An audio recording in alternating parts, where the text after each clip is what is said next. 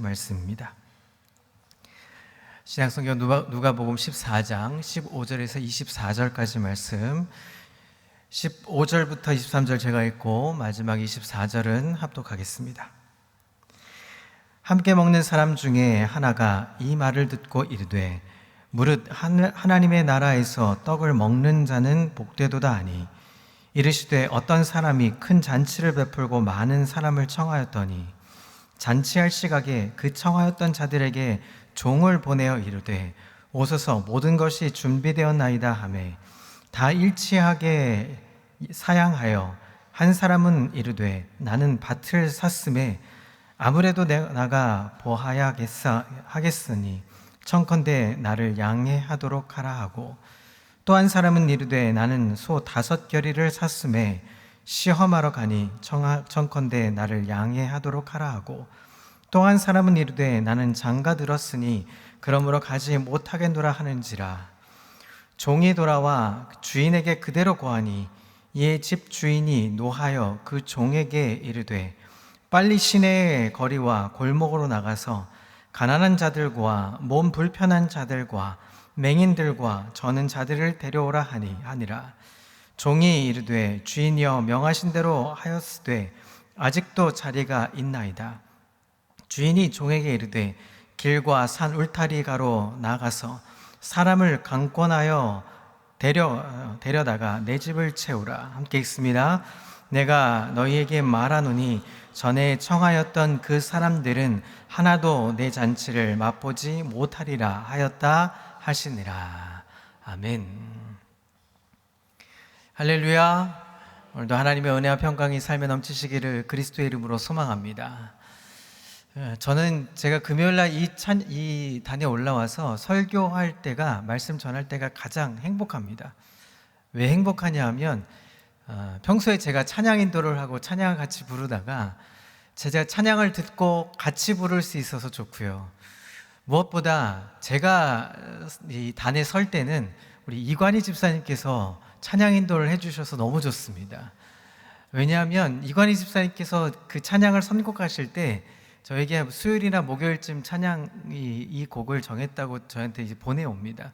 그러면 꼭 새로운 찬양이 한 곡씩 있거든요. 그 찬양에 제가 더 은혜가 되고 감동을 받습니다. 그래서 이 설교단에 딱 서면 말씀 전하는 것보다 계속 찬양을 부르면서 함께 기도했으면 좋겠다는 생각도 있습니다. 오늘 이따가 다시 한번 좀 불러봤으면 좋겠는데요. 말씀 끝에 주님의 산다는 것이 이런 것이구나, 우리에게 도전해 주시는 그 말씀을 따라 오늘도 은혜 받고 또 찬양으로 은혜 받고 기도할 때 역사가 있는 밤이 되었으면 참 좋겠습니다. 그래도 말씀을 전해야겠죠. 자, 오늘 누가복음 14장, 이 말씀은 우리가 잘 아는 내용이기도 합니다. 그러나 결코 만만치 않는 말씀이 바로 누가복음 14장의 말씀입니다.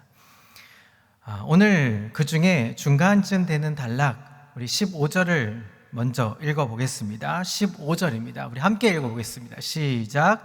함께 먹는 사람 중 이 말을 듣고 이르되 무릇 하나님의 나라에서 떡을 먹는 자는 복되도다 하니.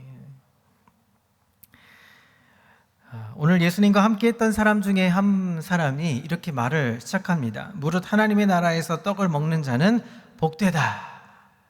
여러분, 이 말씀이 옳습니까? 옳습니다. 그렇죠? 이 문자 그대로, 이 글을 읽으면 그냥 그대로 받아들이면 하나님 나라에서 떡을 먹는 자는 정말 이 땅에서 떡을 먹는 것보다 더 귀하고 복될 것입니다. 이것이 진짜 옳은 일일 수 있습니다. 그런데 오늘 이 이야기는 앞에 전후 문맥을 생각하면 결코 옳은 말이 아니라는 사실을 곧 알게 됩니다. 자, 그래서 오늘 읽지 않은 우리 14장의 1절을 먼저 들여다 보려고 합니다. 자, 1절을 함께 읽습니다. 시작. 안식일에 예수께서 한 바리새인 지도자의 집에 떡 잡수시러 들어가시니 그들이 엿보고 있더라. 오늘 예수님께서는 어느 사람의 집에 초대를 받았습니까? 바로 바리새인의 지도자의 집에 떡을 잡수러 가셨다 말합니다. 자, 오늘의 연극 무대를, 우리 연극을 한 편을 좀 관람하도록 하겠습니다. 이 연극의 무대는 한 바리새인 지도자의 집에 예수님께서 제자들과 함께 초대되어 떡을 잡수시러 온 무대입니다. 자, 이 집의 주인은 누구입니까? 바로 바리새인 지도자입니다. 그리고 함께 청해왔던 사람들의 대부분은 어떤 사람들입니까? 바로 바리새인들입니다. 대부분의 당시의 집의 배경은 대부분 디귿자 형태의, 여기서 이렇게 여러분들이 보실 때 이렇게 디귿자의 형태로 집의 구조로 식탁이 마련되어 있습니다. 아니, 식탁이 아니라 엄밀히 따지면 살짝 옆으로 기대서 앞에 배기 같은 것을, 이 쿠션을 기대고 이렇게 앉아있는 형태의 디귿자 형태입니다. 그리고 가장 중심에는 이제 호스트, 바리새인 지도자가 있습니다. 그리고 양쪽으로 쭉 늘어선 바리새인 사람들이 있었고, 한쪽 끝에 누가 계십니까? 바로 예수님이 계십니다. 예수님과 제자들이 계시죠. 자, 그 무대에 이제 이야기가 이렇게 시작을 하고 있죠. 안식일에 예수님께서 이제 떡을 잡수시러 오셨는데, 자, 바리새인들이 뭐라고 얘기합니까? 그들이 엿보고 있다라고 말합니다. 자, 이 연극의 무대의 장치는 누구를 향한 것입니까? 바로 예수님을 향한 무대 장치였습니다. 이들은 어땠습니까? 예수님의 이야기를 쭉 듣고 바리새인들은 도대체 예수님의 이야기를 이해할 수가 없었습니다. 도대체 예수님의 이 말을 받아들일 수가 없었습니다. 그래서 하나의 장치를 만들어 놓은 것이죠. 그래서 바리새인 지도자의 집에 바리새인들과 함께 모여서 예수님이 어떤 반응을 보이는지, 어떤 말을 하는지, 무슨 말을 해서 우리가 어떤 꼬투리를 잡아야 될지를 지금 엿보고 있다 하는 것입니다. 앞서 절의 이야기, 14절까지의 이야기는 이런 것입니다. 자, 그 무대의 장치에 한 사람을 등장을 시킵니다. 지금 어느 날입니까? 안식일입니다. 안식일에는 아무것도 하지 말아야 합니다. 그리고 그들의 갖고 있었던 말씀을, 율법을 읽고 보는 것으로 하루를 지나가야 하는 것이죠. 그런데 그들은 지금 한 사람을 세웁니다. 수종병 든 사람을 등장을 시킵니다. 무대 중앙으로 등장을 시킵니다. 자, 무대 중앙에 수종병, 이 수종병은 어떤 병이냐면 희귀병입니다. 그리고 신장병, 고치지 못할 신장병, 손발이 붓고 얼굴이 퉁퉁 붓고 배에 복수가 차서 이제 어떻게 약을 쓸 수 없는 그런 병이 바로 수종병입니다. 이 수종병 든 한 사람을 초대를 같이 합니다. 예수님은 그 사람을 보고 안타까움으로 하심으로 그 수종병을 고쳐줍니다. 그리고 무대에서 내보냅니다. 바리새인들은 이렇게 질문합니다. 아니, 지금 안식일인데 예수님, 안식일에 아무것도 하지 말아야 되는데 지금 예수님 뭐 하십니까? 지금 수종병을 고치는 것이 합당한 말입니까? 라고 질문하죠. 아니, 질문은 없습니다. 사실상 그 질문의 내용은 없습니다. 1절, 2절, 3절 봐도 그 질문을 한 바리새인들은 없습니다. 그런데 지금 한 연극 무대를 우리가 좀 보고 있습니다. 왜? 의도한 바가 있다는 것이죠. 그래서 예수님이 대답을 하십니다. 3절에 보니까 예수께서 대답하여 율법 교사들과 바리새인들에게 이르시되 안식일에 병 고쳐주는 것이 합당하냐 아니하냐라고 말합니다.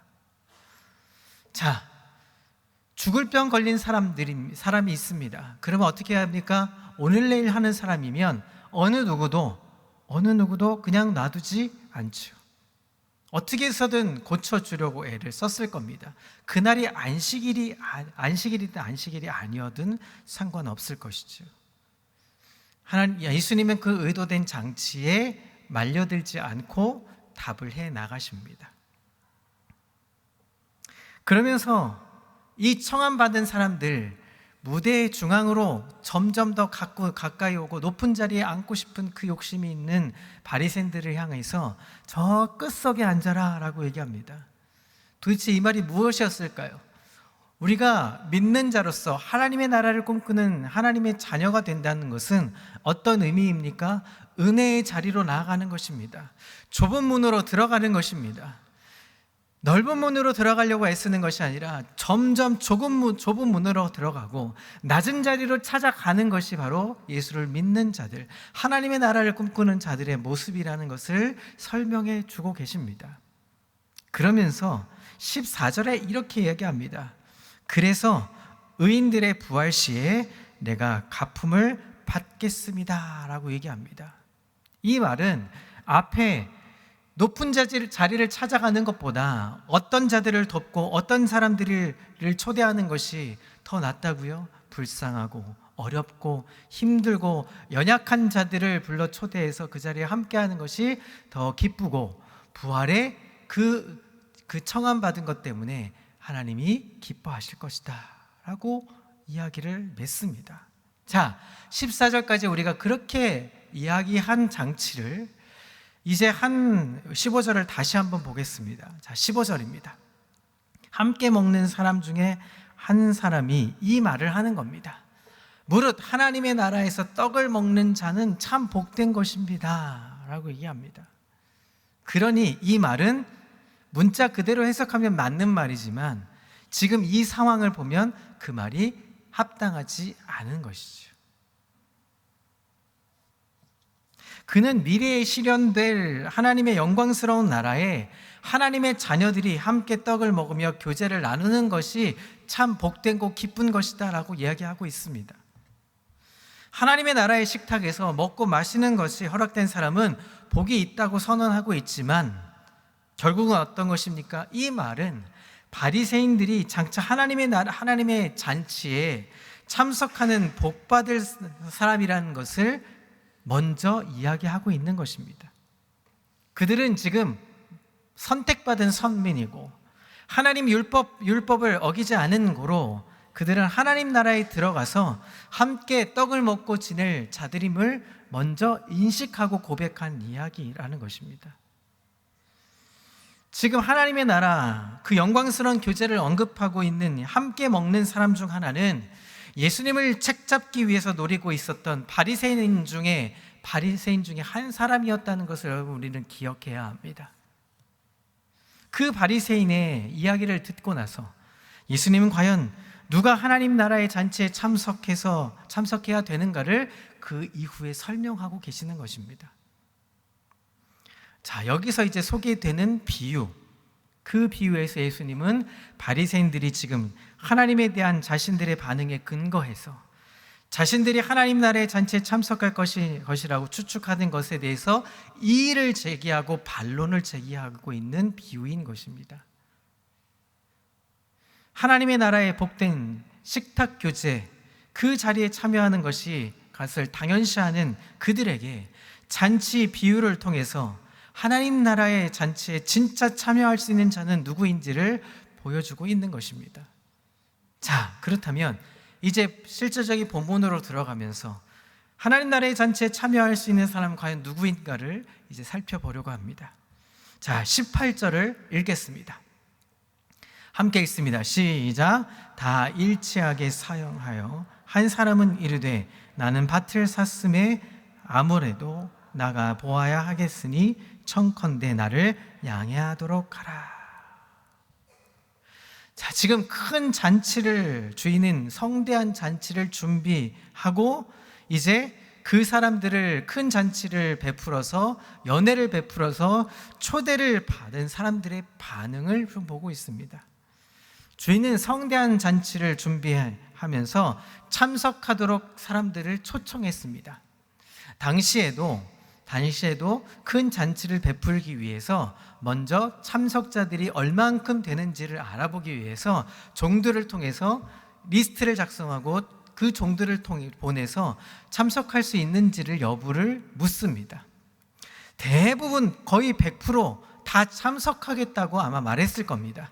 그리고 참석하는 사람들을 이 정도 되니까 이 정도의 잔치에 음식을 준비하고 이 정도의 연회를 준비하면 되겠다 하고 간음을 해서 잔치를 준비했습니다. 처음에는 그들이 반드시 참석할 것이라고 예약을 하고 먼저 선약을 했습니다. 잔치를 위해 모든 것을 준비했고 이제 집 주인은 종을 보내어서 초대받은 사람들에게 이 잔치가 준비가 끝났으니 와서 함께 즐기면 좋겠습니다 하고 다시 종들을 보냈습니다. 당시에 상류층이 주최하는 만찬은 흔히 종들이 직접 찾아가서 2번에 걸쳐서 먼저는 오실 수 있는지를 여부를 묻고 또 오게 된 사람들이 있으면 2번째로 이제 준비가 끝났으니 오십시오 하고 초대를 하면서 함께 데리고 초청하고 있는 것이 바로 그때 당시의 관례였습니다. 자, 이제 식사 자리로 초대되었으니까 오십시오 하고 종들을 보냈습니다. 어떤 사람이 이 단계에서 초청을 거부하는 것은 자신의 무례함을 드러내는 행위였습니다. 이미 선약을 했고 가겠다고 얘기했습니다. 그리고 이 가겠다고 했는데 자, 지금 뭐라고 얘기합니까? 지금 모두가 다 일치해서 사양하고 있습니다. 식사 초대 관습을 무시하더라도 이 비유의 이야기의 틀 안에서 잔치에 참석하지 않는 것은 굉장히 어리석고 무례한 행동이라는 것입니다.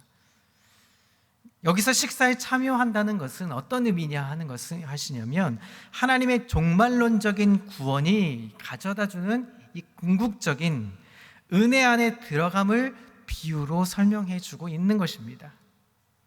큰 잔치에 초청받은 사람들은 지금 뭐합니까? 일치하게 한 명도 빠짐없이 다 사양하고 거부했습니다. 주인이 초청에 한 마음으로 한 목소리를 지금 내고 있다는 것입니다. 각기 서로 다른 변명을 제시합니다. 그러나 근본적인 이유는 모두 비슷했습니다. 그 이유는 무엇입니까? 초청에 응하지 않는 이유는 바로 이런 것입니다. 경제적인 관심사 그리고 가정사에 관련되어 있었습니다. 그들의 일치하는 생각에 의하면 큰 잔치에 참석하는 것보다 다른 어떤 것이 궁극적으로 더 중요하다고 판단했기 때문입니다. 사람들이 하나같이 지니고 있는 다른 관심사는 종말론적인 큰 잔치보다 더 중요한 가치였고, 예수님은 큰 잔치를 비유하면서 그들의 관심사가 그들의 종말의 소망과는 상관없이 그것을 참여하는 것을 가로막았다라고 평가하고 있는 것입니다. 자, 그러면 이 주인의 초대를 거절하는 자들의 변명의 내용이 무엇이었을까요? 자, 18절부터 20절까지를 우리 한 목소리로 좀 함께 읽어보겠습니다. 시작.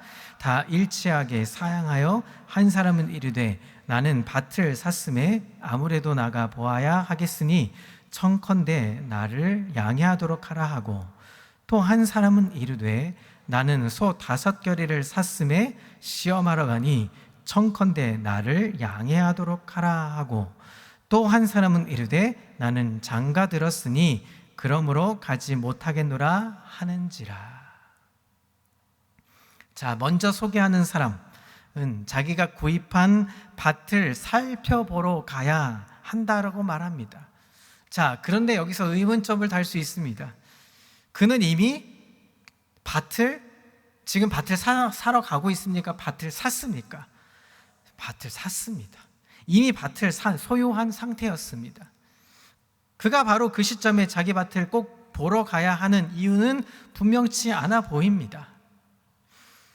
당시 사들인 땅을 살펴보는 일은 물론 일반적인 관행입니다. 당연히 내가 밭을 샀으니까 밭을 돌아보는 것은 당연한 일이겠죠. 사들인 사람은 최우선적으로 그 밭을 보러 가야 했을 겁니다. 밭을 사기에 앞서 이미 살펴봤을 것이고, 시간적으로 보면 한참이 지나 연회장은 저녁 때쯤이기 때문에 이미 밭을 돌아봤을 수도 있다는 것이죠. 이런 상황들을 보면 그의 변명은 명백하게 거짓된, 과장된 것이라고 판단할 수밖에 없습니다. 자, 더군다나 두 번째 초대 시점에 거절하는 것은 굉장히 무례한 행동입니다. 초대한 사람을 모독하는 것입니다. 이 사람은 고의로 거짓 구실을 만들어서 초대한 사람을 지금 모독하고 있는 행위라는 것입니다. 자, 두 번째 사람 어떻습니까? 두 번째 언급한 사람은 소 5겨리를 샀습니다. 그 소들을 시험하러 가야 한다라고 말합니다. 이 소 5겨리는 한 쌍의 소가 이제 이 쟁기를 메고 밭을 일궈야 하기 때문에 10마리 정도, 꽤 많은 부자, 꽤 많은 것들을 소유하고 있는 상류층 부자일 수 있습니다. 이 사람은 자기가 원한다면 어느 때든지 소들을 시험하러 갈 수 있었던 상황입니다. 아니, 그 하인들을, 종들을 부려서 이미 밭을 경작할 수 있도록 소를 관리하게 했을 수도 있는 것이죠. 하지만 시급한 주인의 초대보다 자기의 일과 세상적인 가치에 우선권을 두고 있기 때문에 초대를 거절합니다. 정중히 양해해달라고 말하는 것 같지만 어떻습니까? 앞선 사람과 같이 초대한 사람을 지금 모욕하고 있습니다. 자, 세 번째 사람, 결혼한 지 얼마 안 됐기 때문에 잔치에 참석할 수 없다라고 말합니다.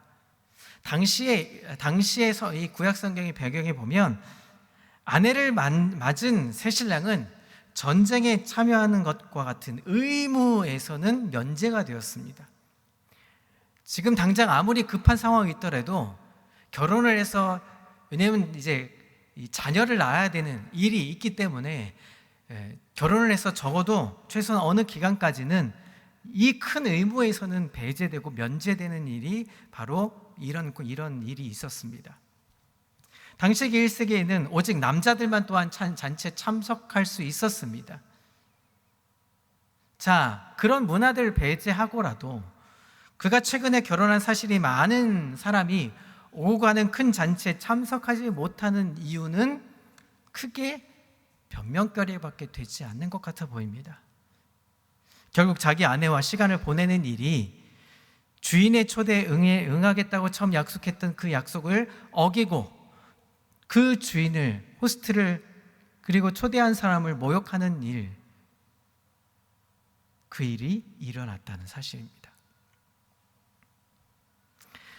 자, 이런 세 부류의 사람들, 자기의 경제적인 관심사나 아니면 가족 일에 우선순위에 두고 거절하고 모욕을 주었던 이 사람들에게, 그렇다면 초대했던 주인의 반응은 어땠을까요? 그리고 주인이 취한 행동은 과연 무엇이었을까요? 우리 21절부터 23절을 읽어보겠습니다. 천천히 합독하겠습니다. 시작. 종이 돌아와 주인에게 그대로 고하니 이에 집 주인이 노하여 그 종에게 이르되 빨리 시내의 거리와 골목으로 나가서 가난한 자들과 몸 불편한 자들과 맹인들과 저는 자를 데려오라 하니라. 종이 이르되 주인이여 명하신 대로 하였으되 아직도 자리가 있나이다. 주인이 종에게 이르되 길과 산 울타리가로 나가서 사람을 강권하여 데려다가 내 집을 채우라. 자, 초대를 거부한 세 사람의 이 부류의 반응에, 이 반응을 듣고 나서 주인은 어땠습니까? 화가 나죠. 여러분 생각해 보십시오. 제가 어렸을 때 초등학교, 저희 때도 아직 국민학교였습니다. 국민학교 다닐 때 가장 기쁜 일과 가장 슬픈 일이 있었습니다. 가장 기쁜 일은 제가 생일이 되면 요즘 생파라고 하죠.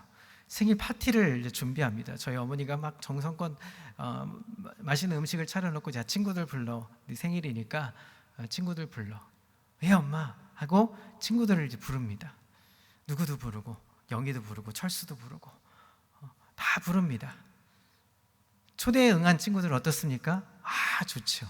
기분 좋습니다. 나를 불러줘서 참 고마워 하면서 당시에 최고의 최고의 선물은 뭐냐면 양쪽으로 되어 있는 필통, 양면으로 되어 있는 필통, 자석 필통, 가장 핫한 아이템이었습니다. 그 선물을 받으면 굉장히 기분 좋죠. 그 선물을 이제 받으면 참 기분이 좋은 그런 파티를 열기도 합니다. 또 가장 슬픈 일이 있습니다. 제가 가장 좋아하는 친구의 생일 파티에 저도 가고 싶었습니다. 그런데 초대를 받았을까요? 못 받았을까요? 초대받지 못했습니다. 아니, 초대해 줄 것만 같았었는데, 아니, 말을 할 줄 알았는데 한마디도 안 하는 거예요. 너무 슬프죠. 다 나 충분히 제가 좋아하는 장구경 책받침과 공책 10권을 준비할 수 있는데 왜 나를 안 불러주지? 가장 슬픈 일이기도 했습니다. 가장 기쁜 일이 뭐였다고요? 제가 초대했을 때 선물을 받은 것이죠. 이 집 주인은 어떻습니까? 초대를 했는데 아무도 오지 않습니다. 처음에 초청을 했는데 아무도 오지 않습니다. 가겠다고 얘기했는데 오지 않습니다. 가장 좋아할 만한 사람들을 불러서 리스트를 작성하고 불렀는데 오지 않습니다. 초대받은 사람들이 안 오자 어땠습니까? 이 집 주인은 슬프고 화가 나고 온갖 짜증을 다 냈을 겁니다. 이 많은 음식, 자기들이 오겠다고 약속했는데 이 많은 음식 도대체 그럼 어떻게 해야 하지? 주인의 진노는 당연한 것이었죠. 초대받은 사람들이 처음에 받아들였다가 거절함으로 주인을 공개적으로 모욕했으니까, 또 정성으로 준비된 많은 음식을 망쳤기 때문에 엄청난 화를 냈을 겁니다. 하나님 나라의 잔치를 거절한 자들에 대해서 하나님의 반응 또한 진노임을 비유로 지금 말씀하고 있는 상황입니다. 그럼에도 불구하고 주인은 그 잔치를 개최하는 것을 미루거나 취소하지 않았습니다. 새로운 손님을 초대합니다. 이미 잔치 시간이 다가왔고 초대에 응하는 자들만 그 잔치의 기쁨을 맛볼 수 있는 것입니다. 하나님의 나라의 복을 받을 시간이 이미 왔고 또한 미래를 향해 지속되고 있습니다. 이 잔치는 끝나는 것이 아닙니다. 미뤄진 것이 아닙니다. 계속 행해져야만 했습니다. 여러분, 하나님의 나라 잔치에 참여하는 것은 이른바 이미와 아직이라는 과정의 중간에 놓여 있습니다. 그와 같은 구조 안에서 들어가는 이 사람이 예수님에 대해서 어떤 결정을 내리는가에 달려 있다는 것입니다. 각 사람은 초대를 받을 수 있고 또 거부할 수도 있습니다. 어떤 결정을 내린다고 하더라도 하나님의 잔치는 그쳐지지 않고 미뤄지지 않습니다. 결코 그 계획이 취소되는 일은 없다는 사실입니다. 집주인은 곧바로 어떤 행동을 취합니까? 두 부류의 손님들을 초대하기로 작정합니다. 그 대상은 13절과 같은 것입니다. 어떻습니까? 그 시내로 나가서, 이제 빨리 시내로 가서 가난한 자들, 몸 불편한 자들, 맹인들과 저는 자들, 힘들고 어려운 자들, 초대받을 수 없는 사람들, 초대받지 못한 사람들을 빨리 데려오라고 이야기합니다. 종들은 나갔습니다. 나가서 이리저리 뛰어다니면서 이제 이 식는 음식들을 빨리 와서 같이 드십시오. 여러분, 초대받지 못했던 몸 불편하고 가난하고 맹인들, 저는 자들은 어땠을까요? 아니, 내가 감히 이 자리에 가도 되겠습니까? 아, 네, 우리 주인께서 당신들을 초대했습니다. 얼른 오십시오. 어땠을까요? 기쁨으로 한 걸음에 달려갔습니다. 먹을 것 때문일 수도 있겠지만 여러분 생각해 보십시오. 감히 갈 수 없는 자리에, 함부로 갈 수 없는 자리에, 아니 내가 꼭 가고 싶었는데 갈 수 없는 자리에 내가 초대를 받았다면 여러분 어땠습니까? 한 걸음에 달려가야죠.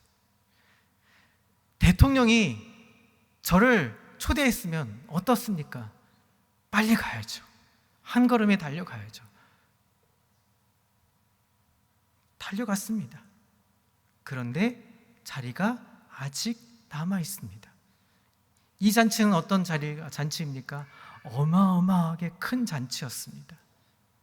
다 모였음에도 불구하고 자리가 남았다고 종들이 이야기하자 23절에 뭐라고 얘기합니까? 길과 산 울타리 가로 나아가서 사람들을 강권하여 데려오라, 내 집을 채우라고 말씀합니다.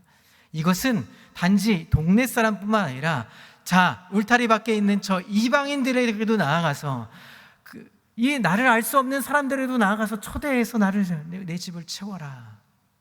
여기 강권하여라는 말은 끌어잡아 당기는 것이 아닙니다. 빨리 오게 하는 것이 아닙니다. 설득해서라도, 아니 이 집주인은 도대체 누구길래 나를 초대합니까? 나는 뭘 알지도 못합니다. 난 이 사람 알지도 못합니다. 근데 나를 왜 초대하십니까? 라고 질문했을 때 종들이 네, 우리 집주인은요 이런 분이고요, 이런 잔치를 지금 벌이고 있는데 자리가 남습니다. 오십시오. 오셔도 좋습니다. 우리 집 진짜 음식 맛있어요. 우리 집 진짜 너무 좋아요. 하지 않았겠습니까? 강권하여 설득해서라도 내 집을 채우라, 나가게 합니다.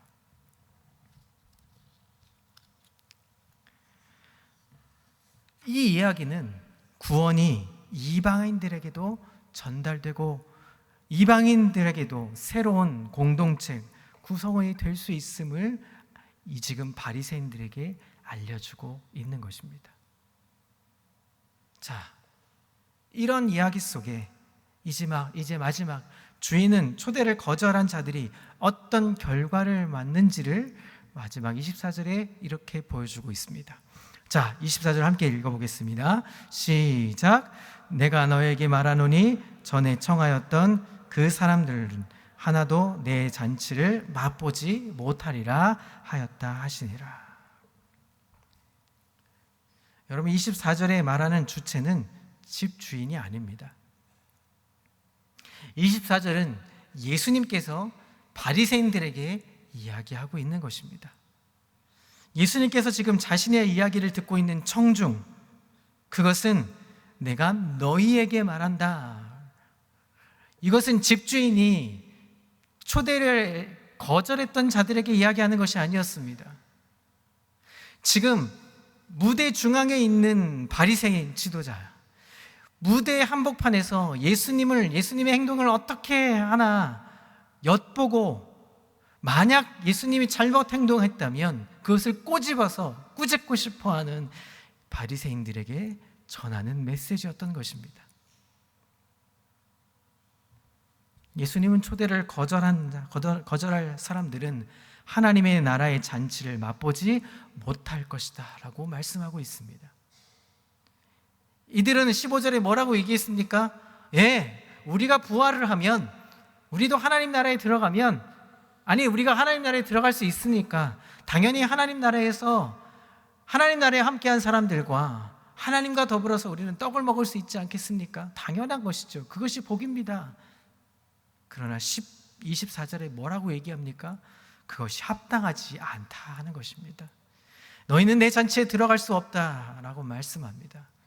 왜냐하면 주인께서 초대함에 거절했던 자이기 때문입니다. 이런 자들에게 예수님은 단도직입적으로 말씀하십니다. 너희는 하나님 나라 잔치에 참석할 수 있는 기회를 잃어버렸어. 겉으로 보기에는 잔치 자리에 앉아 있을 것이라고 추측했던 사람들이 실질적으로는 그곳에 없다는 것입니다. 반면에 처음 약속이 주어질 때 하나님 나라의 잔치에 멀리 떨어져 있다고 여겨졌던 사람들, 가난하고 몸 불편하고 절고 앞을 볼 수 없는, 그리고 이방인이었던 멀리 있었던 사람들, 결국 그들이 잔치 자리에 앉아 있게 되는 것이죠. 여러분, 누가복음 저자 누가는 바리새인의 어떤 사람이 한 말, 그리고 24절에 처음과 끝을 이렇게 맺고 있는 것입니다. 하나님 나라에 초대되어 함께 먹을 사람과 먹지 못할 사람이 구별되어 있다. 초대에 보인 반응에 따라서 구별될 수 있다라는 것을 경계해 주고 있는 것입니다. 초청받은 사람들이 하나님 나라의 잔치에 거절함으로써 그 기회를 잃어버렸지만 그 결과 하나님의 은혜가 다른 사람들에게 베풀어진다는 것입니다. 당시 바리새인들이 예수님과 그의 메시지에 긍정적인 반응을 보이지 않은 것에 대해서 경고하고 있는 메시지입니다. 또한 예수님은 제자들에게 하나님의 나라, 하나님의 잔치에 참여할 하나님의 백성을 찾아야 한다고 가르쳐주고 있습니다. 뭐라고 합니까? 너희는 나가서 내 집을 강권하여 사람들을 데려다가 채우라 라고 말씀합니다. 뭐라고요? 너희는 나가서. 이것은 강력한 선교적인 메시지입니다. 내 집을 채우기 위해서 나가라고 말씀합니다. 왜냐하면 잔치 자리는 임박했고 잔치 자리는 시간이 지나면 끝이 나기 때문에 이제 그 임박한 잔치에 급하니 서둘러 나가라고 말씀합니다. 그리고 강권하여 빠른 시일 내에 설득을 해서라도 데리고 오라고 말씀하십니다. 하나님 나라의 잔치가 하나님의 백성으로 가득 채워지도록 초대의 소식을 전하고 알리는 삶으로, 예수님을 따르는 제자의 삶으로 나아가라고 오늘 우리에게 명령하고 계십니다. 사랑하는 성도 여러분, 우리는 자꾸 잊어버리고 놓칩니다. 여러분 왼편에 있는 올해의 표어를 기억하시죠? 부르심에 응답하라. 이 부르심은 어떤 명령입니까? 나아가서 복음을 들고 전해야 하는데 누가 갈까? 그때에 내가 가겠습니다. 결단하는 것입니다. 우리는 봄에 또 가을에 두 번에 걸쳐서 태신자를 작정했습니다. 1,000명이 넘습니다.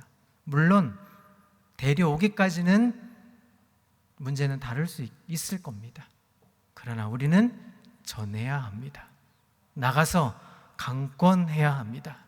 나가서 설득해서라도 데리고 와서 하나님의 잔치 자리에 앉혀 놓아야 하는 것입니다.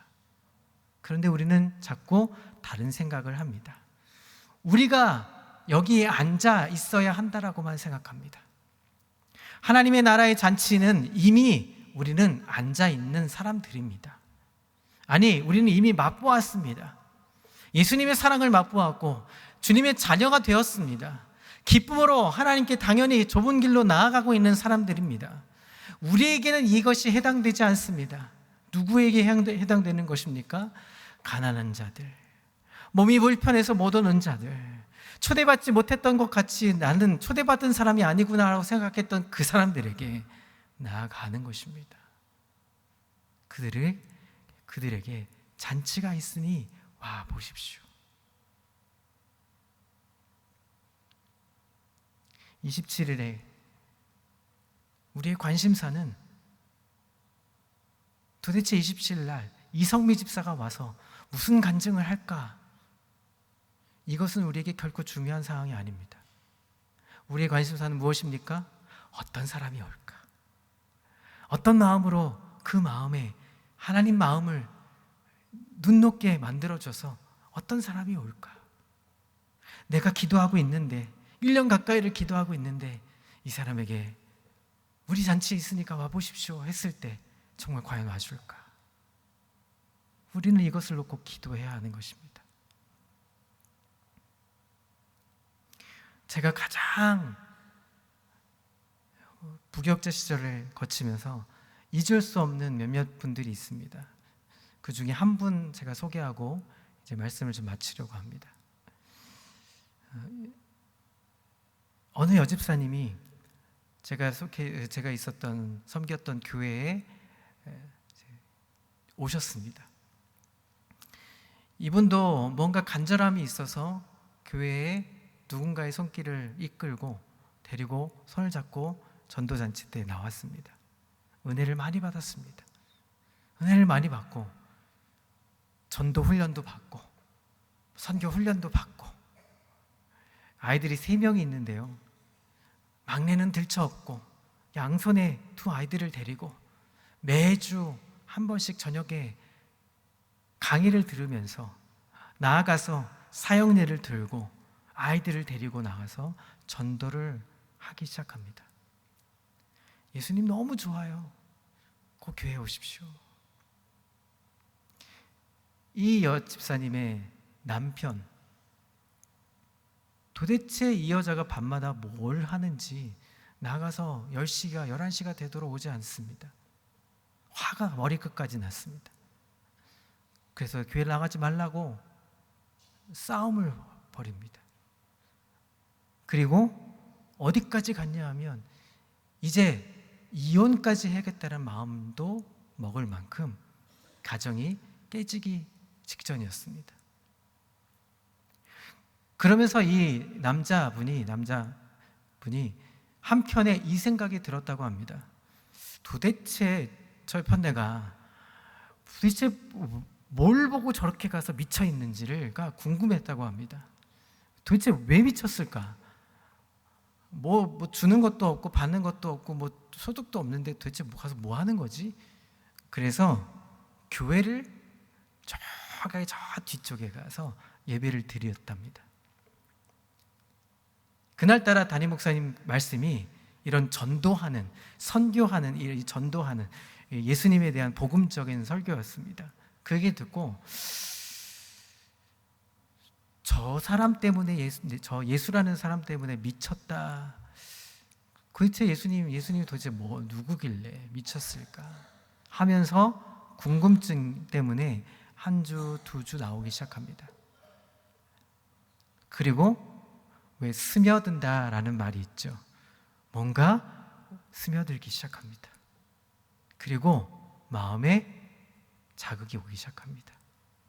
결국 예수 믿게 됐고 똑같이 와이프 따라 손잡고 전도훈련에 참여하고 나가서 복음 들고 외쳐 부릅니다. 예수님 너무 좋아요. 제가 예수님 믿어보니까 정말 좋습니다. 그 집사님이 지금은 중앙아시아의 선교사님, 평신도 선교사님이 되셔서 일가족 모두가 평신도 선교사로 활동하고 계십니다. 그때 제가 첫 신방할 때 그 집사님의 말을 잊지 못합니다. 저는 예수님을 잘 몰랐습니다. 예수님 알고 나니까 예수님이 너무 좋습니다. 이 예수님 모르는 사람들에게 예수님을 이야기하고 주고 싶습니다. 어떻게 할까요? 어떻게 해야 할까요? 첫 신방의 질문은 이거였습니다. 사랑하는 성도 여러분, 예수님 너무 좋으십니까? 예수님 너무 좋으십니까? 그러면 우리가 이걸 어떻게 하지? 해야 되지 않겠습니까? 왜 광고에 그런 이거 있죠. 딱 좋은데 하면서 어떻게 해서 이걸 광고해야 되지? 뭐 이런 것도 있지 않습니까? 여러분, 예수님 너무 좋다면 이걸 어떻게 전할 수 있을까? 어떤 마음으로 이 사람들을 데려올 수 있을까를 고민하실 수 있는, 그래서 이 잔치 자리에 함께 기쁨으로 나와서 예수님 너무 좋아요 간증도 듣고 예수님 너무 좋아요 많은 사람들과 함께 행복할 수 있는, 그래서 나도 예수님 믿고 기뻐하겠다고 작정할 수 있는 놀라운 결실에 있는, 그것에 초대할 수 있는 하나님의 사람, 우리 병광교회 성도들 되시기를 그리스도 이름으로 소망합니다. 이 시간 우리 찬양하고 기도의 자리로 좀 나아가 보겠습니다.